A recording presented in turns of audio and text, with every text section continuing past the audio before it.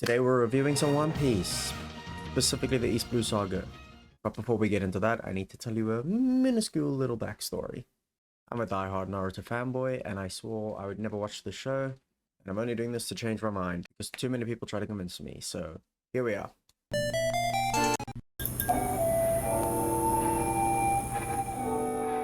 Romance Dawn. This is a cool introduction to the show. It's not great, it's not bad, it's just cool. Luffy's pretty likable. Zoro is dumb as hell, but such a cool character. So I'm going to give Romance Dawn a 7 out of 10. Orange Town. The Luffy Shanks backstory is really interesting. Devil Fruits is an interesting concept. Buggy's a fun, goofy villain. But the fights in this arc aren't the greatest, so I'm going to give this a 6 out of 10. Syrup Village.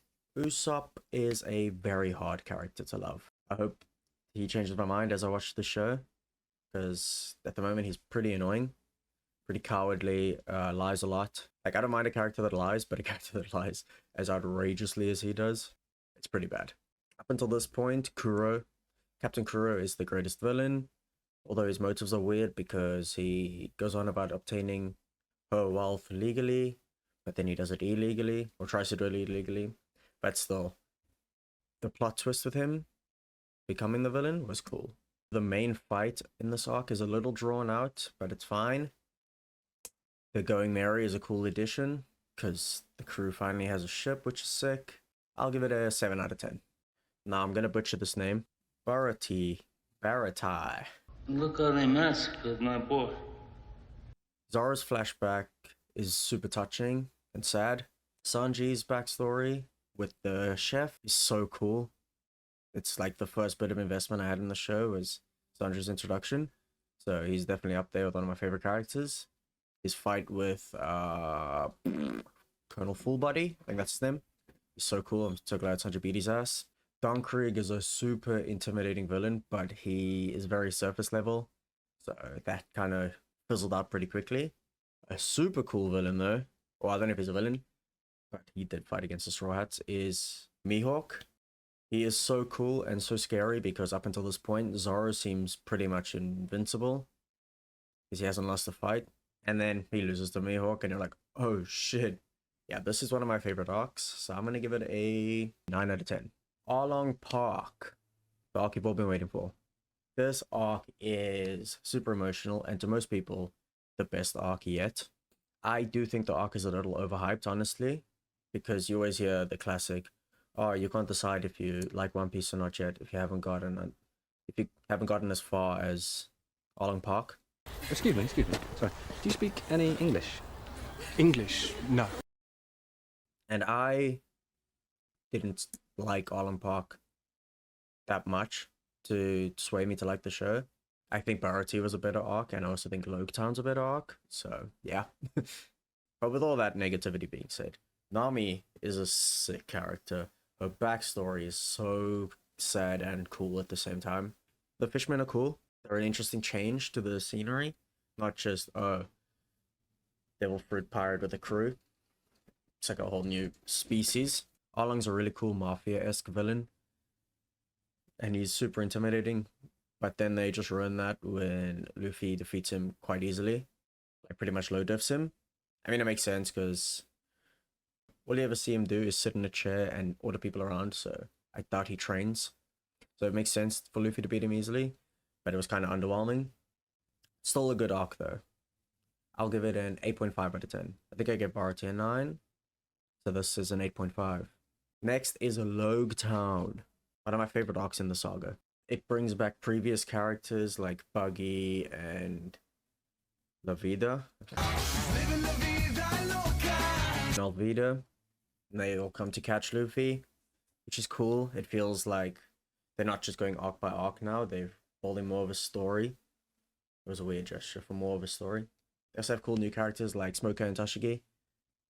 They add depth to the story. The dynamic between Zoro and Tashigi is really cool because they're both brilliant swordsmen. So yeah, that's sick. The pacing is really good, and even the fillers are such fun episodes. Smoker is really intimidating, and I like stress for Luffy the entire time I'm watching it. The Smoker seems untouchable due to his devil fruit powers. Yeah, and then the way it ends with the Straw Hats leaving for the Grand Line finally, because there's all this talk of the Grand Line throughout the other arcs. and then you finally see a step towards it in Loguetown is super exciting. It makes you excited for the next saga. So yeah, that's cool. Rating, I'd give it a 9 out of 10, just like Baratie. I don't think I could give a 10 out of 10 yet. Okay, let's break down some aspects. My favorite location in this saga will obviously have to be Loguetown. It's like just super cool. All the stuff about Goldie Roger, all the other pirates there, the markets. It's just a sick location. My favorite devil fruit? The smoke fruit, because it made Smoker seem like an untouchable villain, like I just said. My 3 worst characters. Off the top of my head, I'm gonna go with Full Body. He was really annoying, and Sanji beating his ass was a highlight for me. Chu, who's the weird pouty fishman. I'm just gonna say Chu, but this could apply to most of the fishmen. They're all Arlong dick riders, so yeah. Third, I'll say Moji the beast tamer. You know that guy. He's also pretty weird. Yeah, I don't know if they are my true least favorite characters, but I did not like them. My 3 favorite characters, that's easy as hell. In third place is Shanks. Shanks is so cool. In second place is Zoro because he's sick. And in first place, by quite a bit in this saga, is Sanji.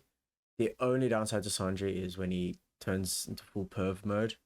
But he's so fucking cool. I love him. Okay, overall thoughts.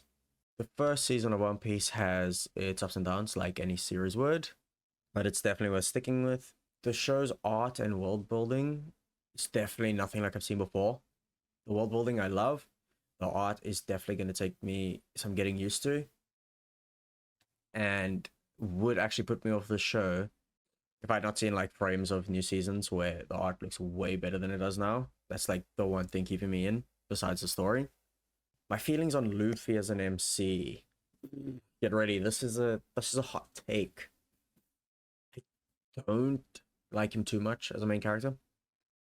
He's definitely likable enough for me to want to root for him in achieving his goal of finding the One Piece and becoming the Pirate King. But he's so annoying. He just delivers all his dialogue through shouting. Says the Naruto fan. Yeah. He's admirable, but he is annoying.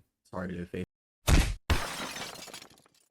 Overall, I think I'll give East Blue an 8 out of 10. 8 out of 10 sounds good. Actually, no. Because I'm almost done with Alabasta already. I much prefer Alabasta. I'll give East Blue a 7 out of 10. And that's a little bit of a spoiler for the Alabasta video. Thank you all for watching. Let me know what you think about East Blue in the comments. Let me know if I have some horrific takes, as I usually do. And I'll see you next week. Peace.